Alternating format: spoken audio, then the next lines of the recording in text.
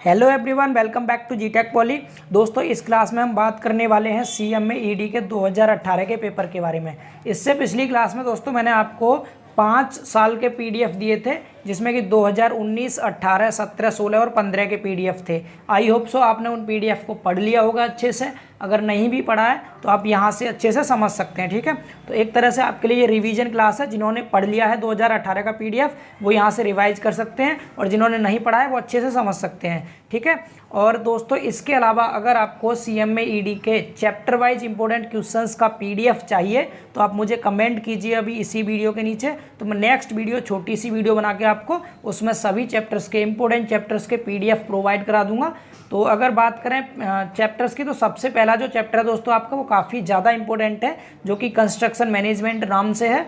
बहुत इंपॉर्टेंट है, उसके 1 या 2 क्वेश्चन कंपलसरी आएंगे आपके एग्जाम में। तो पहला चैप्टर थोड़ा बड़ा है, इसलिए पहले चैप्टर से मैंने 6 क्वेश्चन सेलेक्ट किए हैं जो काफ़ी इंपॉर्टेंट हैं। उसके अलावा सेकेंड, थर्ड, आगे तक 10-11 नंबर चैप्टर तक के आपके बहुत छोटे छोटे चैप्टर हैं, और प्रत्येक चैप्टर से मैंने 2-3 क्वेश्चन सेलेक्ट किए हैं केवल, जो आपके एग्जाम में आ सकते हैं। मोस्ट इंपॉर्टेंट क्वेश्चन हैं 2 या 3, एक एक चैप्टर से 2-2, 3-3 क्वेश्चन सेलेक्ट किए हैं, मतलब पीडीएफ बनाए मैंने चैप्टर वाइज, ठीक है।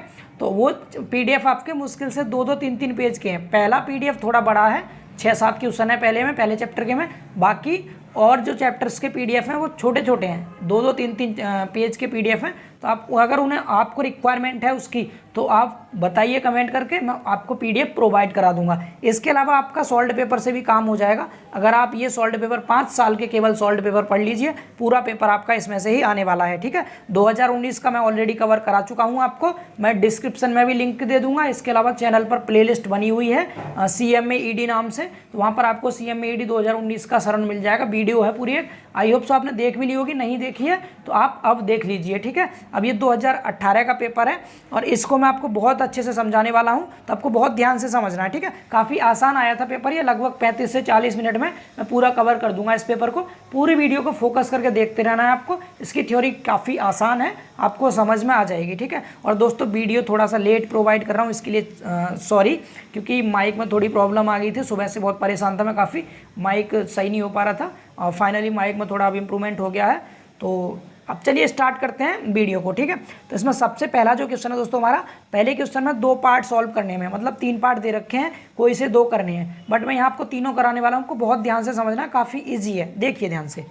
तो सबसे पहला पार्ट है दोस्तों हमारे यहाँ पर, निर्माण प्रबंधन को परिभाषित करें और निर्माण प्रबंधन की वैज्ञानिक पद्धति की व्याख्या करें। मतलब यहाँ आपको बताना है निर्माण प्रबंधन के बारे में। ये पहले ही चैप्टर का क्वेश्चन है, मैंने पहले ही कहा है आपसे कि सबसे पहला वाला चैप्टर काफ़ी इंपॉर्टेंट है। यहाँ आपको कंस्ट्रक्शन मैनेजमेंट की डेफिनेशन बतानी है, ठीक है। अब ध्यान से सुनना, कंस्ट्रक्शन मैनेजमेंट क्या होता है, मतलब आपको कोई निर्माण कार्य करना है तो आप उसको कैसे मैनेज करेंगे, ठीक है। तो मैनेज का मतलब हो गया कि आपको निर्माण कार्य करने के लिए कौन कौन से मैनेजमेंट अपनाने हैं। ध्यान से सुनना क्या है ये, ठीक है।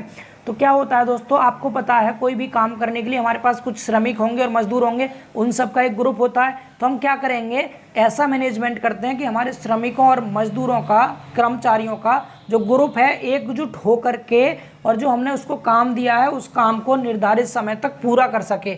यही क्या होगा, हमारा निर्माण प्रबंधन होता है। मतलब विभिन्न वर्गों के श्रमिकों तथा कर्मचारियों की किसी निर्माण पर इस प्रकार स्थापित करना कि वह सब एकजुट होकर एक दिशा में आगे बढ़ते हुए परियोजना को निर्धारित समय एवं लागत में पूर्ण कर दें। यही क्या कहलाता है, निर्माण प्रबंधन कहलाता है। तो समझ आ गया आपको, निर्माण प्रबंधन का मतलब क्या हो गया कि हमारे पास जितने भी कर्मचारी और श्रमिक हैं वो सभी क्या करेंगे, किसी भी निर्माण कार्य पर काम कर रहे हैं तो वो एकजुट होकर के एक ही दिशा में बढ़ते हुए प्रोजेक्ट को, परियोजना मतलब होता है प्रोजेक्ट को निर्धारित समय तक पूरा कर सकें। तो ये क्या कहलाता है, ये कहलाता है निर्माण प्रबंधन।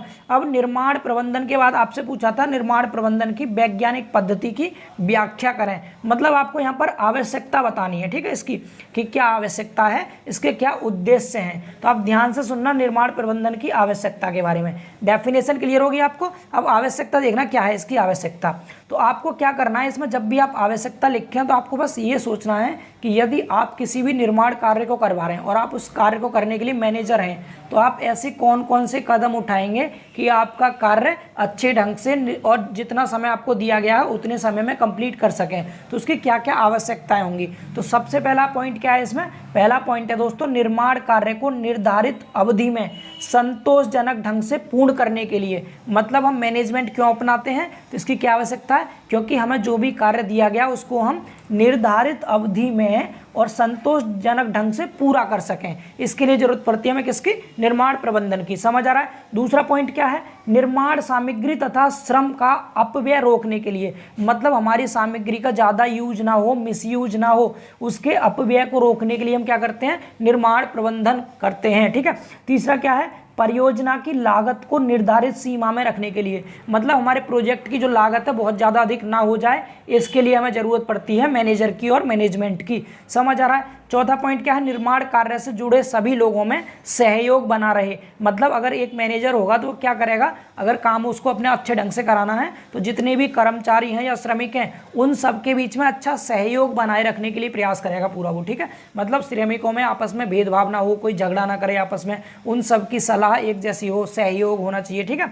अगला पॉइंट है, निर्माण स्थल पर सुरक्षित तथा उत्तम कार्य करके वातावरण बनाए रखने के लिए हमें जरूरत पड़ती है निर्माण प्रबंधन की, मतलब हमें क्या करना है, सुरक्षा का भी ध्यान रखना है और उत्तम कार्य का भी ध्यान रखना है। ठीक है। इसके बाद अगला पॉइंट है, लास्ट पॉइंट, निर्माण स्थल पर दुर्घटनाओं को कम करने के लिए, मतलब दुर्घटना भी बहुत ज़्यादा नहीं होनी चाहिए, इसीलिए हमारा जो मैनेजर है किसी भी कंस्ट्रक्शन वर्क का वो काफ़ी कुशल और अनुभवी होना चाहिए। ठीक है। कैसा, एक्सपीरियंस वाला होना चाहिए। समझ आ रहा है आपको। तो ये आवश्यकताएं थी निर्माण प्रबंधन की और डेफिनेशन आप समझ ही गए थे। ठीक है। अब अगला क्वेश्चन है, इसका बी पार्ट है दोस्तों। बी पार्ट और भी ज़्यादा आसान है, बिल्कुल सिंपल, आप ध्यान से सुनना। ठीक है।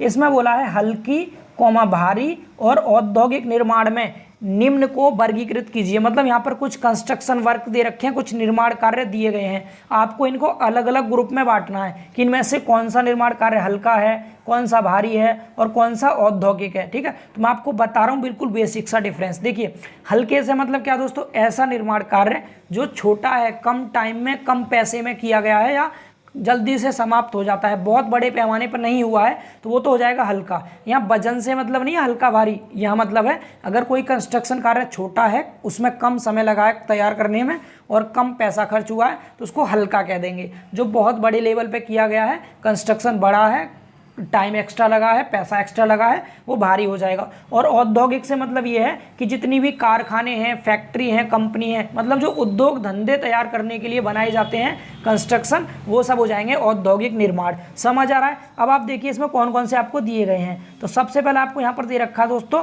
पॉलीटेक्निक बिल्डिंग्स, यानी पॉलीटेक्निक की बिल्डिंग देखिए आप, हल्का कार्य है या भारी कार्य है। तो आपने देखा पॉलीटेक्निक की बिल्डिंग काफ़ी बड़ी बड़ी होती है, वर्कशॉप भी होता है, उसमें क्लासरूम्स होते हैं, मतलब हमारे आवास जो घर में रहने की बिल्डिंग होती है उनसे काफ़ी बड़ा होता है ना, तो ये क्या हो जाएगा आपका, भारी हो जाएगा। कैसा हो जाएगा, ये भारी निर्माण कार्य है। दूसरा, ताप विद्युत संयंत्र, संयंत्र कहते हैं उसमें प्लांट को, तो बिजली के प्लांट है, तो मैंने क्या बोला, जितने भी प्लांट होंगे, कारखाने होंगे, फैक्ट्री, कंपनी, सब क्या होंगे, औद्योगिक निर्माण हो जाएंगे। तो ताप विद्युत संयंत्र क्या है, औद्योगिक निर्माण है। और आवासीय भवन, घर में रहने वाला भवन क्या होता है, इसको हम हल्का निर्माण कार्य बोलते हैं। ठीक है। तो ये क्या हो जाएगा आपका, हल्की निर्माण है ये। अगला है राष्ट्रीय हाईवे, राष्ट्रीय हाईवे काफ़ी बड़े बड़े होते हैं ना, क्या हो जाएगा, ये आपका भारी निर्माण हो जाएगा। इसके बाद पेट्रोलियम रिफाइनरी है, पेट्रोलियम रिफाइनरी क्या हो जाएगा, पेट्रोलियम उद्योग धंधे के लिए बनाए जाते हैं, तो क्या हो जाएगा, ये आपका औद्योगिक निर्माण हो जाएगा। इसके बाद आपका सिंथेटिक फाइबर प्लांट, प्लांट आ गया, दैट मीन्स ये क्या हो जाएगा, औद्योगिक निर्माण हो जाएगा। समझ आ रहा है। उर्वरक कारखाने, कारखाने हैं तो ये भी क्या होगा, औद्योगिक निर्माण होगा।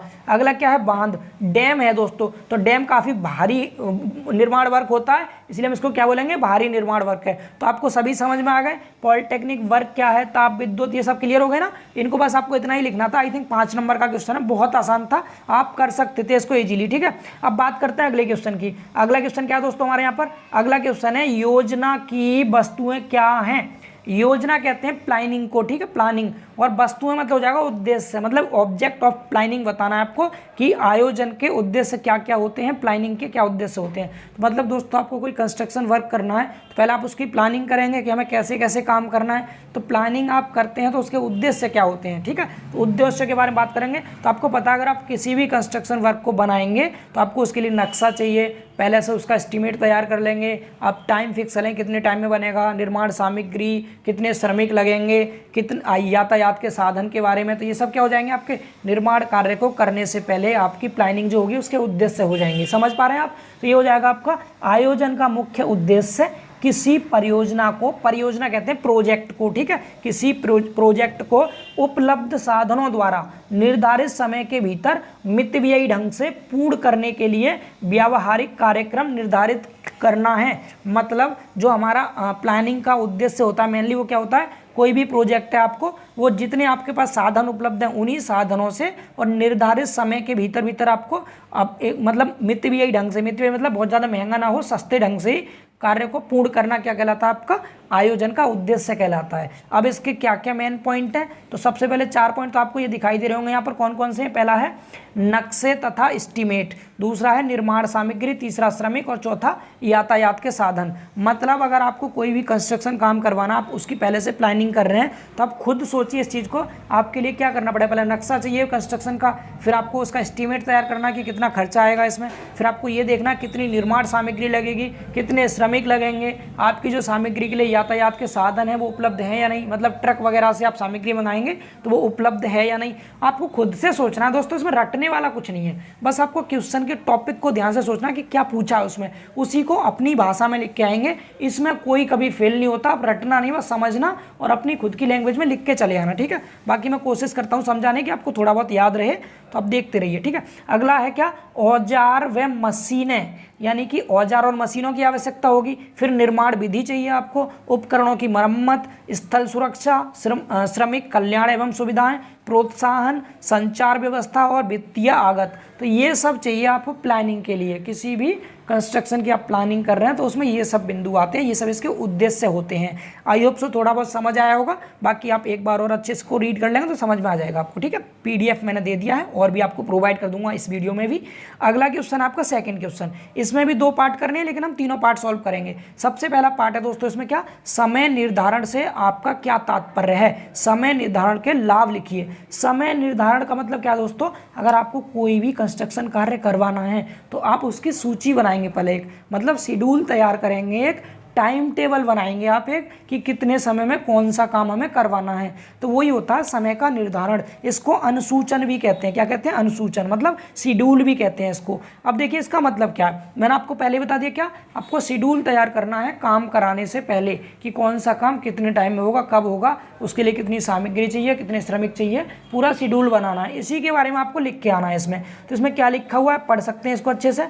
देखिए यहाँ पर लिखा हुआ है आपका आंसर, आयोजन की विभिन्न संक्रियाओं को समयबद्ध करके इस प्रकार अनुक्रम में रखना। मतलब आप जो प्लानिंग कर रहे हैं किसी भी काम की, तो उसकी विभिन्न संक्रिया मतलब विभिन्न कार्यों को क्रमबद्ध करके, मतलब समयबद्ध करके, समयबद्ध मतलब टाइमिंग से उसकी फिक्स करके इस प्रकार से एक अनुक्रम में रखना कि जिससे संपूर्ण कार्य एक व्यवस्थित ढंग से क्रियान्वित किया जा सके, अनुसूचन कहलाता है। समझ आ रहा है ना। मतलब आपको कोई भी प्लानिंग कर रहे हैं आप, तो उसके जितने भी कार्य होंगे उन सब की समयबद्ध एक सूची बनाएंगे और उस सूची में आप ये देखेंगे कि आपका संपूर्ण कार्य एक व्यवस्थित ढंग से मतलब क्रियान्वित किया जा सके, संपूर्ण किया जा सके, इसको अनुसूचन कहते हैं। इतना समझ आया। आगे लिखा है, अनुसूचन में संक्रियाओं का प्रारंभ एवं समापन का समय निर्धारित किया जाता है। मतलब कब तो काम आप शुरू कर रहे हैं और कब उसे खत्म करेंगे, तो इसको पहले से ही आप निर्धारित कर लेते हैं। इतना समझ आ रहा है। आगे लिखा है, इन्हें समय के पैमाने पर उतार लिया जाता है, ठीक है, टाइम के एक स्केल पर इसको उतार लेते हैं। आगे लिखा है क्या, यह विभिन्न क्रियाओं की निर्माण अवधि को दर्शाने की एक ग्राफीय विधि है। मतलब यहाँ पर हम एक ग्राफ टाइप से तैयार करते हैं पूरे शेड्यूल का, कि हमें आपकी फाउंडेशन इतने टाइम में तैयार करनी है, वॉल्स इतने टाइम में तैयार होंगी, पूरी बिल्डिंग इतने टाइम में तैयार होगी बन के, इतनी मजदूर चाहिए, इतनी सामग्री चाहिए, ये सब आप फिक्स कर लेंगे। समझ आया दोस्तों इतना। इसके बाद आगे कह रहा है इसके लाभ क्या थे, तो इसके लाभ क्या होंगे, तो देखिए लाभ, आप लाभ ध्यान से सुनना। क्या क्रियाओं की सूची, मतलब जितने भी आप काम करेंगे उन सब की सूची आपके पास पहले से ही रहेगी इसमें, ठीक। दूसरा क्या है, निर्माण समय का ज्ञान, आपको टाइम का पता रहेगा कि आपका कौन सा निर्माण कार्य कितने टाइम में होगा, कब होगा। कुल अवधि, मतलब टोटल समय का आपको पता चल जाएगा कब आपका कार्य समाप्त होगा। इसमें निर्भरता का पता चल जाएगा, मतलब कौन से काम आपके किस किस चीज़ पर निर्भर करते हैं, कौन कितने मजदूर लगेंगे, उसमें कितना समय लगेगा, कितना पैसा लगेगा, सब निर्भरता आपको पता चल जाएगी। आगे निर्माण कर्मी, निर्माण कर्मी मैंने आपको बता ही दिया, काम करने वाले लोगों का पता चल जाएगा कितने चाहिए। आगे सामग्री का ब्यौरा, ये भी मैंने आपको बता दिया कि सामग्री का ब्यौरा पता चल जाएगा। यानी उपस्कर मतलब उपकरण की व्यवस्था का पता चल जाएगा। धन का आवंटन, धन का पता चल जाएगा कितना धन लगेगा अगर आप पहले से ही शेड्यूल रखेंगे अपने पास तो। प्रगति की तुलना, मतलब काम कितना प्रोसेस में है इसका पता चलता रहेगा आपको। संसाधनों की उत्तम उपयोगिता और सुनिश्चित समापन, ये आपके सारे लाभ हो जाएंगे इसके। समझ आ रहा है? बिल्कुल आसान है, बस आप ये देखना, आप खुद सोचना, अगर आप कोई कंस्ट्रक्शन कार्य करवाएंगे तो उसका एक शेड्यूल बनाएंगे तो शेड्यूल से क्या क्या फायदा रहेगा उसी को लिख के आ जाना है आपको। समझ आ रहा है? इसके बाद इसका सेकंड पार्ट है दोस्तों। सेकंड पार्ट में पूछा आपसे सीपीएम के फायदे और नुकसान क्या हैं। तो सीपीएम कहते हैं दोस्तों क्रिटिकल पाथ मेथड को, ये 2019 के एग्जाम में भी आया था क्वेश्चन। क्रिटिकल पाथ मेथड मैंने क्या कहा था, ये एक नेटवर्किंग का मेथड होता है, नेटवर्क का। तो नेटवर्क से मतलब क्या, यहाँ भी बिल्कुल शेड्यूल ही है, जो आपने ऊपर लिखे थे ना सारे पॉइंट, आप इन पॉइंट को भी इसमें लिख के आ जाएंगे तो गलत नहीं होगा। मतलब सीपीएम एक ऐसा मेथड है जिसके थ्रू आप अपने जो भी कंस्ट्रक्शन वर्क कर रहे हैं उस कंस्ट्रक्शन वर्क को करने से पहले एक नेटवर्किंग का ग्राफ बना लेते हैं, जिसमें आप क्या करते हैं, ये बता देते हैं कौन सा काम कितने टाइम में कब समाप्त किया जाएगा। इस तरह से आपको इसमें बताना, तो इसी पॉइंट को लिखना। सेम क्वेश्चन है बिल्कुल ऊपर जैसा ही, आंसर देखना बिल्कुल सेम लगेगा आपको। क्या, प्रबंधक निर्माण के लिए आवश्यक श्रमिकों, सामग्री और मशीनों इत्यादि की समय पर व्यवस्था कर सकता है। मतलब आपको अगर ये पता रहेगा कि आपका निर्माण कार्य कब कराना है, कितने श्रमिक चाहिए, कितनी सामग्री चाहिए, कितनी मशीन चाहिए, तो जो आपका मैनेजर होगा वो पहले से ही व्यवस्था कर सकेगा इन सब चीज़ों की। ये इसका गुण है, ठीक है, फायदा है इसका सीपीएम का, क्रिटिकल पाथ मेथड का, क्रांतिक पथ विधि का। दूसरा क्या है, संक्रियाओं का अनुक्रमण बन जाता है, मतलब जो काम करेंगे आप उन सब काम का क्या होता है, क्रम बन जाता है, ठीक है, कि कौन सा काम किसके बाद करना है। आगे, और सब कार्य आयोजन के अनुसार चलता रहता है, सभी काम प्लानिंग के अनुसार चलेगा फिर अगर आप सीपीएम का यूज करेंगे तो, ठीक है। आगे क्या है फिर, निर्माण इंजीनियरिंग परियोजना कार्य पर अधिक प्रभावशाली ढंग से नियंत्रण रख सकता है। मतलब दोस्तों जो निर्माण, ये कंस्ट्रक्शन इंजीनियर होगा ना, वो पूरे के पूरे प्रोजेक्ट के कार्य पर बहुत ज़्यादा अच्छे ढंग से नियंत्रण रख सकेगा, क्योंकि उसके पास पहले से ही क्या होगा, सीपीएम होगा, उसके पास पहले से मतलब एक मेथड होगा, एक ग्राफ होगा जिसमें कि सारा ब्यौरा होगा, तो उस ब्यौरे के अनुसार वो प्रभावशाली ढंग से कार्य को नियंत्रित कर सकता है। समझ पा रहे हैं? इसके बाद चौथा पॉइंट क्या है, चौथा पॉइंट है दोस्तों यहाँ पर, एक संक्रिया के उपलब्ध श्रमिकों तथा मशीनों को किसी अन्य आवश्यक संक्रिया पर भेजा जा सकता है। मतलब आपके बहुत सारे काम चल रहे हैं, तो आपने क्या किया, अगर आपके पास एक काम पर कुछ श्रमिक उपलब्ध है और मशीन उपलब्ध है और आपको ज़रूरत किसी दूसरे काम पर पड़ रही है उन चीज़ों की, तो यहाँ काम कंप्लीट होने के बाद आप दूसरे साइड पर भी उसे भेज सकते हैं, क्योंकि आपको पता रहेगा ना पहले से ही कौन सा काम कब होगा, इसीलिए, ठीक है। इसके बाद क्या है, पांचवा, नेटवर्क के कारण, नेटवर्क का ही एक मेथड होता है आपका ये सीपीएम, तो नेटवर्क के कारण विभिन्न संक्रियाओं में आपसी गड़बड़ नहीं हो पाती, सभी संक्रियाएं स्पष्ट रूप से सामने रहती हैं। मतलब जितने भी आपके काम हो रहे हैं, एक्टिविटी हो रही हैं, वो सब आपके सामने रहेंगे, इसलिए कोई गड़बड़ नहीं होगी। सबका टाइम फिक्स है, इतने टाइम से इतने टाइम में ये समाप्त होगा, इतने टाइम से इतने टाइम में ये समाप्त होगा, ठीक है। इसके बाद क्या कह रहा है, अगला गुण है इसका, निठल्ला समय समाप्त हो जाता है। मतलब जो आपका खाली टाइम होता है आप उसको यूज कर सकते हैं कुछ ना कुछ काम करने में, क्योंकि आपके पास सभी काम का ब्यौरा पहले से होगा, जिसके फलस्वरूप परियोजना की लागत तथा समय दोनों में बचत होती है। एक तो आपकी लागत भी कम लगेगी, इससे आप फ्री नहीं बैठेंगे, दूसरा टाइम भी बचेगा। समझ पा रहे हो? तो इसमें गुण दिए हैं, इन्होंने दोष नहीं लिखे। अगर आपको दोष भी देखने हैं इसके, तो मैंने 2019 वाला पेपर कराया था, वहाँ पर देख लीजिए जाके दोष क्या होंगे इसके। दोस्तों इसके ये होते हैं, अगर आप सीपीएम मेथड के अनुसार काम करते चलते हैं, तो सपोज बीच में कहीं बारिश आ गई, तो बारिश की वजह से काम रुक जाता है। अब आपने शेड्यूल तैयार किया था कि हम 10 दिन में फाउंडेशन तैयार करेंगे, और पड़ गई बीच में बारिश, तो आपका टाइम तो गड़बड़ हो गया। इसीलिए आपको टाइम पे सीपीएम को बदलना पड़ता है, आपका ग्राफ दोबारा से बनाना पड़ता है। समझ पा रहे हैं आप? तो इसीलिए इसको कहते हैं क्रांतिक पथ मेथड। समझ आ रहा होगा दोस्तों आपको अच्छे से। इसके बाद बात करते हैं अगले क्वेश्चन की। इसका तीसरा पार्ट है ट्रेड यूनियन क्या है और उनके कार्य क्या हैं। तो ट्रेड यूनियन बहुत आसान क्वेश्चन है, देखिए शब्द से ही पता चल रहा है। यहाँ पर आपको ये नहीं देखना कौन सा क्वेश्चन किस चैप्टर से है, टॉपिक का नाम सुनना है, माइंड में अच्छे से सेट कर लेना है कि इस टॉपिक के बारे में क्या लिखेंगे हम। तो ट्रेड यूनियन कहते हैं, आपको पता है किसी भी कंपनी में कुछ कर्मचारी या फिर कुछ वर्कर काम कर रहे हैं, कुछ श्रमिक काम कर रहे हैं, तो वो सभी श्रमिक क्या करते हैं, अपनी सुविधा के लिए, अपनी सुरक्षा के लिए आपस में मिलकर के एक समूह बनाते हैं। वो समूह क्या होता है, वो कहलाता है यूनियन। आपने सुना भी होगा कंपनियों में मजदूरों का यूनियन होता है, तो उसी को क्या कहते हैं, यूनियन कहते हैं हम। तो इनके काम क्या होते हैं और क्या होता है यूनियन, इसकी डेफिनेशन बतानी है। तो क्या लिखा है, श्रमिकों और कामगारों ने अपनी सेवाओं का अधिकतम मूल्य प्राप्त करने तथा अपने हित की रक्षा करने के लिए अपनी इच्छा से आपस में मिलकर संगठन बनाए हैं, जिन्हें हम क्या कहते हैं, ट्रेड यूनियन कहते हैं। बहुत आसान क्वेश्चन था, समझ में आ गया होगा।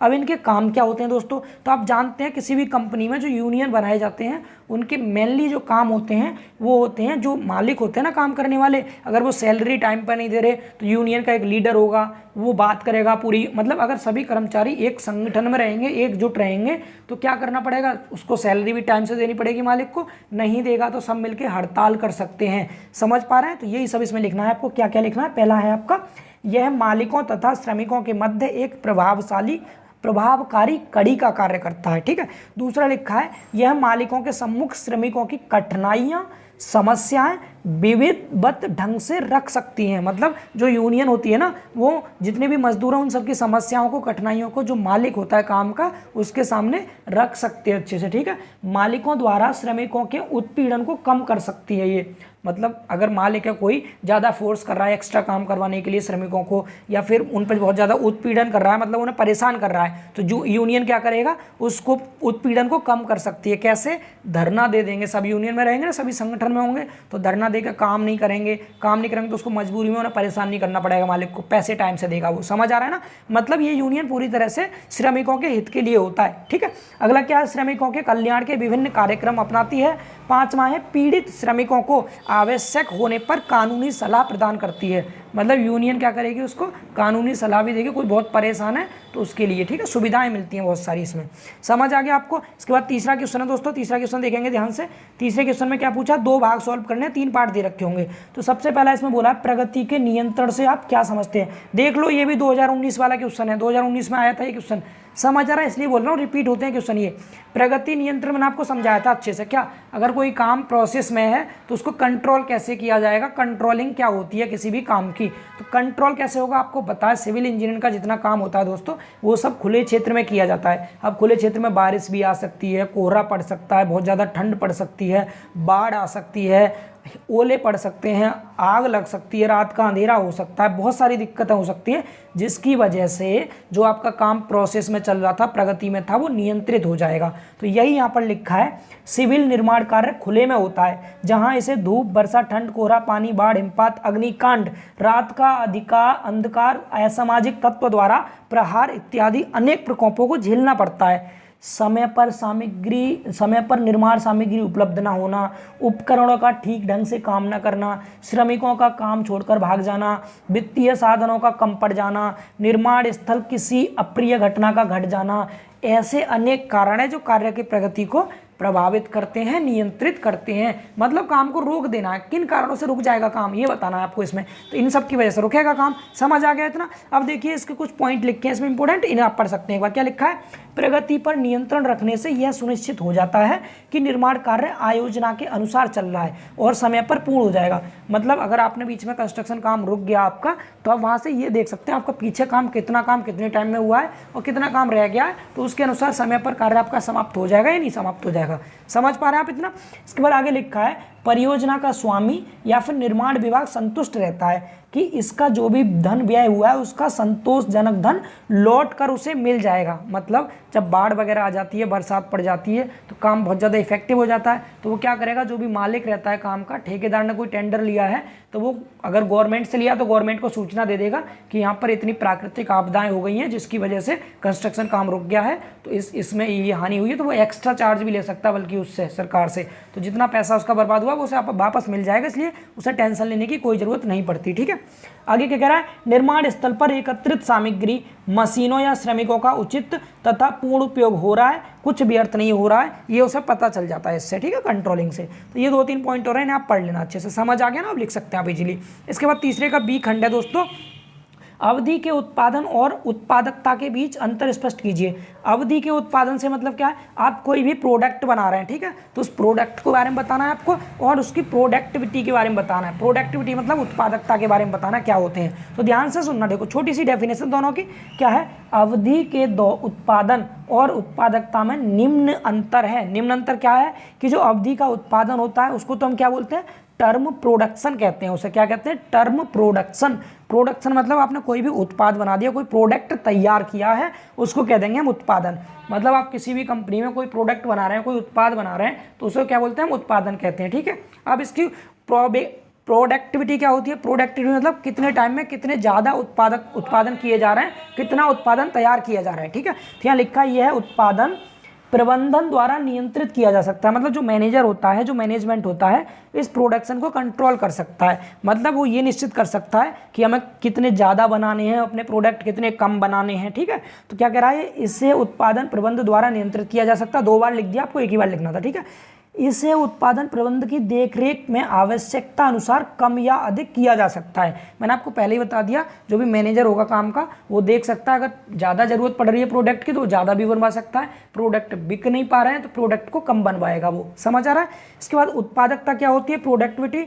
तो प्रोडक्टिविटी किसे कहते हैं, हम किसी भी औद्योगिक निर्माण में बन रही वस्तुओं की आवश्यकता के अनुसार निर्धारित की जाती है। इसे उत्पादन प्रबंधन द्वारा ही नियंत्रित किया जाता है। मतलब प्रोडक्टिविटी को भी कौन कंट्रोल करता है, तो मैनेजर ही कंट्रोल करता है, मैनेजमेंट ही कंट्रोल करता है। ठीक है, कह रहा है किसी भी वस्तु की आवश्यकता के अनुसार उसकी उत्पादकता कम या अधिक की जा सकती है। कोई विशेष अंतर नहीं है। मेन अंतर से उसमें क्या था, मेन अंतर यही था कि जो प्रोडक्ट आप बना रहे हैं उसको तो उत्पादन कहेंगे, और कितना प्रोडक्ट इतने टाइम में बन रहा है वो उसकी उत्पादकता हो जाएगी। समझ आ रहा है इतना, तो यही मेन इनमें डिफरेंस था। अब बात करते हैं अगले क्वेश्चन की। अगले क्वेश्चन में क्या बोला आपसे, कार्य प्रभारित, आकस्मिक और नियमित स्थापना के बीच भेद करें। मतलब अंतर बताना है तीनों में। तो कार्य प्रभारी, देखिए ध्यान से सुनना, आपको कोई कंस्ट्रक्शन काम करवाना है, आपने कुछ मजदूर नियुक्त किए, तो जब आप मजदूरों को अस्थायी रूप से नियुक्त करेंगे, कैसे, अस्थायी रूप से करेंगे, लेकिन ज़्यादा टाइम के लिए करते हैं, मगर वो रहते हैं अस्थायी, परमानेंट नहीं होते। ठीक है, तो उसको कहते हैं कार्य प्रभारित। और अगर उन्हीं मजदूरों को हम बहुत कम टाइम के लिए रखें ज़रूरत के अनुसार,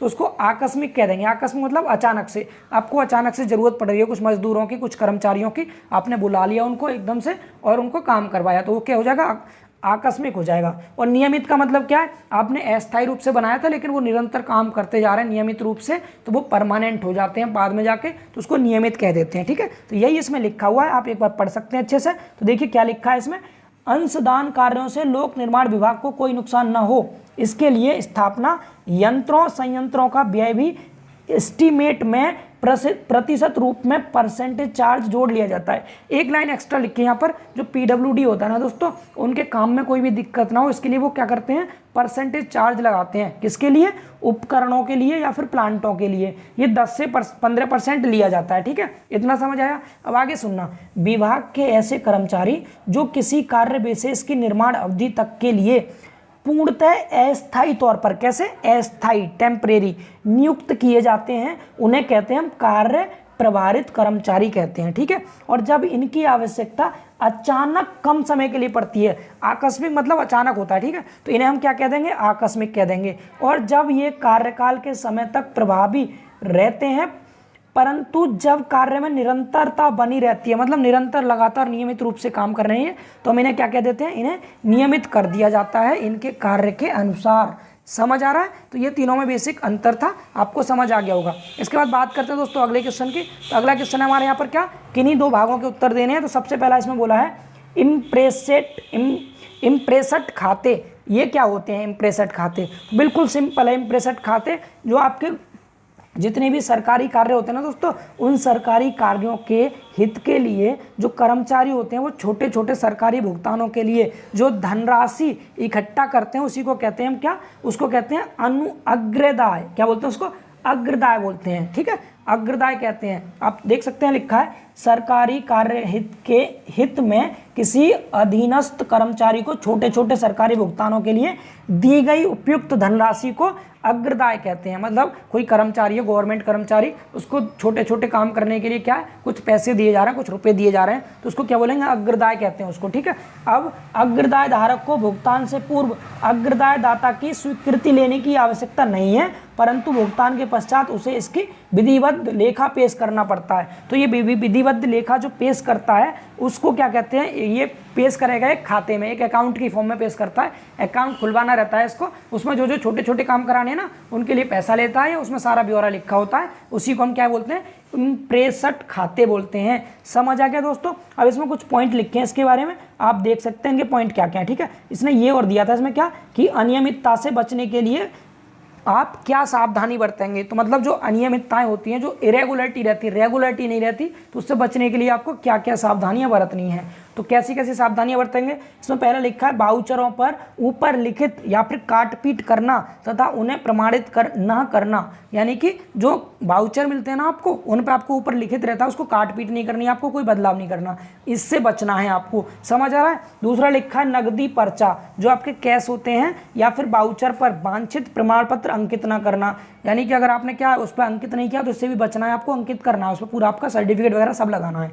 अगला कह रहा है वाउचरों की तिथि तथा क्रम अनुसार लेखा पत्र पर न चढ़ना, तो इससे बचना है आपको। ठीक है, ऐसा नहीं करना है। समझ पा रहे हैं आप। जो वाउचर की तिथि होती है, डेट होती है, उनका क्रम अनुसार जो भी लेखा जोखा होता है उस पर आप ना चढ़ाते, उसको मतलब जो आपको रजिस्टर मिलता है उस पर सब पूरा डेटा नहीं लिखते हैं आप, तो आपको इससे बचना, सावधान रहना है, ऐसा नहीं करना है आपको। ठीक है, आगे कह रहा है लेखा की निर्धारित तिथि पर बंद न करना, मतलब उसकी जो भी डेट दी गई है उस डेट तक आप बंद नहीं करते हैं, तो इससे आपको बचना है, उसे बंद करना है टाइम से। ठीक है, आगे कह रहा है लेखे के साथ वाउचरों को संलग्न न करना और अधूरा लेखा प्रस्तुत करना, मतलब पूरा लेखा जोखा प्रस्तुत नहीं कर रहे, आपने जितना पैसा लिया टोटल ब्यौरा नहीं दिखाया उसमें, तो आपको इससे बचना है, सावधान रहना, वरना आप फंसेंगे, सारी जिम्मेदारी आपकी रहेगी इसमें। ठीक है, अगर आप एक कर्मचारी हैं तो ठीक है, कह रहा है लेखे के साथ वाउचर को ये तो हो गया। आगे है अग्रदाय धन को अपने निजी कार्यों पर व्यय कर लेना तथा अथवा स्थायी तथा अस्थायी अग्रदायों को गड़बड़ कर देना। मतलब सरकारी काम के लिए पैसे मिले थे, आपने उन्हें अपने निजी काम में यूज कर लिया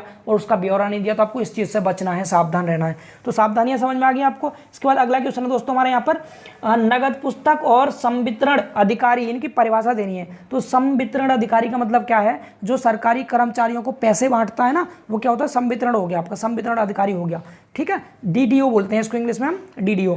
और नगद पुस्तक का मतलब कैश बुक की आपको डेफिनेशन देनी है। तो पहले बात करते हैं संवितरण अधिकारी की। तो क्या लिखा है, सरकार द्वारा निजी अधिकारियों को सरकारी धन की प्राप्ति तथा भुगतान करने के लिए अधिकार प्राप्त होते हैं, उन्हें आहरण एवं वितरण अधिकारी कहते हैं। मतलब ऐसे अधिकारी जिनको ये अधिकार होते हैं कि वे सरकारी काम को करने के लिए धन को प्राप्त भी कर सकते हैं, भुगतान भी कर सकते हैं, तो इससे क्या बोलते हैं, इसे बोलते हैं वितरण अधिकारी। ठीक है, अब क्या कह रहा है, प्राय ये राजपत्रित अधिकारी होते हैं, सरकारी धन को अपनी देखरेख में सुरक्षित रखने तथा इसका दुरुपयोग रोकने की जिम्मेदारी इन्हीं की होती है। मतलब सरकारी जितना भी पैसा है इसकी देखरेख सब यही करते हैं, कौन, डीडीओ करते हैं। ठीक है, अब कह रहा है अगली डेफिनेशन किसकी बतानी है हमें, अगली बतानी थी रोकड़ बही या फिर कैश बुक की, जो कि आपसे पूछा था नकदी पुस्तक। ये बीच वाली आपको रोकड़ के बारे में कुछ नहीं बताना, पैसा होता है रोकड़, सब जानते हैं इसको। तो ठीक है, आपको कैश बुक बताना है। तो कैश बुक 2019 में भी पूछा गया था, इंपोर्टेंट है ये। क्या बोला है, सभी नगद लेन देन का ब्यौरा क्रमवार एवं तिथि अनुसार एक रजिस्टर में अंकित किया जाता है, जिसे हम रोकड़ बही कहते हैं। कैश बुक किसे कहते हैं, जिसमें आप जितना भी लेन देन किया है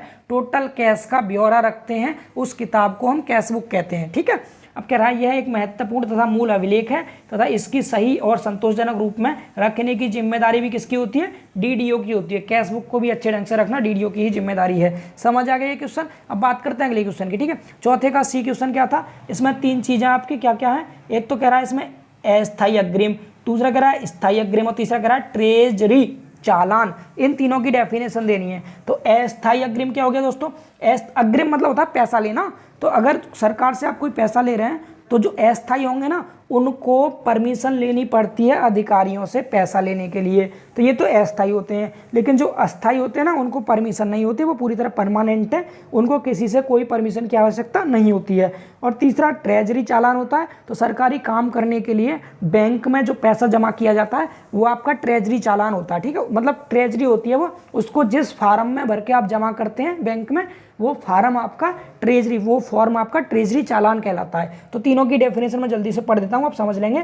पारित किए गए कुछ विशेष बिलों का भुगतान करने के लिए किसी कर्मचारी को अग्रिम धन दिया जाता है, उसे अस्थायी क्या कहते हैं, अग्रदाय कहते हैं। मतलब अगर आपको कोई विशेष तरह का बिल पे करना है तो कर्मचारी को जो पैसा मिलेगा ना उसको हम क्या कहते हैं, अस्थायी अग्रिमदाय कहते हैं। अस्थायी क्यों कहते हैं इसको, क्योंकि अस्थायी अग्रदाय जो आपका स्थायी होता है, स्थायी अग्रदाय में बिलों के भुगतान के लिए इस पर सक्षम अधिकारी की पूर्ण स्वीकृति लेना आवश्यक नहीं है। स्थायी में आवश्यक नहीं होता है, लेकिन अस्थायी अग्रदाय से पूर्व स्वीकृति बिलों का ही भुगतान होता है। यही दोनों में मूल अंतर है। दोनों में अंतर क्या है कि स्थायी वालों को तो परमिशन लेने की कोई जरूरत नहीं है किसी भी सक्षम अधिकारी से, लेकिन अस्थायी वाला बिल पे करने के लिए जो पैसा मिलेगा उसकी परमिशन लेगा सक्षम अधिकारी से। समझ आ रहा है इतना?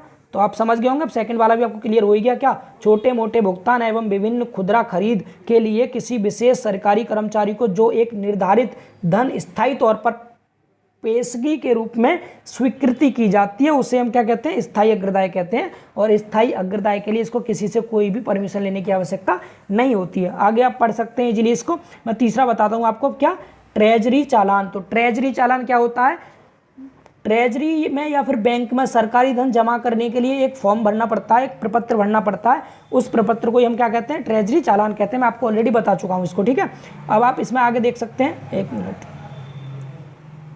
अब आप आगे इसमें देख सकते हैं क्या लिखा है, ट्रेजरी चालान 2 प्रतियों में भरकर धन के साथ ट्रेजर या बैंक में प्रस्तुत किया जाता है। 2 फॉर्म भरने पड़ते हैं। एक फॉर्म तो क्या होता है आपको वापस दे दिया जाता है बैंक द्वारा, एक रख लिया जाता है अपने पास। समझ आ गया आपको। तो ये इसकी डेफिनेशन थी। बात करते हैं लास्ट एंड फिफ्थ क्वेश्चन की। फिफ्थ क्वेश्चन में क्या है, इसके 3 पार्ट है दोस्तों। सबसे पहले 2 पार्ट करने हैं आपको इसमें, और 2 में भी पहले पार्ट में आपको 3 पॉइंट दे रखेंगे। तो संपत्ति बताना क्या होता है, एक देयताएं बताना है, तो तीसरा निर्गत दर बताना है, ठीक है। तो संपत्ति की बात करें तो संपत्ति क्या होता है, अगर आपने कोई बिल्डिंग खरीद ली, उसका पेमेंट कर दिया जो भी मालिक था, तो वो संपत्ति आपकी हो गई। कोई सामग्री खरीदी आपने, उसका पैसा दे दिया, आपके पास परमानेंट हो गई, वो आपकी अपनी, तो वो आपकी संपत्ति है। यही लिखना है इसमें। क्या, संपत्ति के बारे में किसी समय पर भंडार में उपलब्ध सामग्री जिसका क्रय मूल्य चुका दिया जाता है वो क्या होता है, भंडार की परिसंपत्ति कहलाता है। समझ आ रहा है, बिल्कुल सिंपल सा था ये। आगे देखते हैं दूसरी डेफिनेशन, देयता है। देयता मतलब लिएबिलिटी क्या होती है। लिएबिलिटी देखिए, लिएबिलिटीज क्या होती हैं आपकी। तो लिएबिलिटीज की डेफिनेशन है किसी समय पर भंडारण में उपलब्ध सामान जिसका भुगतान देय है, भंडारण की देनदारी कहलाता है। मतलब जिस सामान का आप पेमेंट करते हैं वो पेमेंट क्या कहलाता है आपका, वो भंडारण की देयदारी कहलाता है या फिर देयता कहलाता है, लिएबिलिटी कहलाता है। तीसरा है आपका क्या, निर्गत दर। आगे मैं पूरा नहीं पढ़ रहा हूँ, टाइम बहुत हो गया आपको ऑलरेडी इस वीडियो का।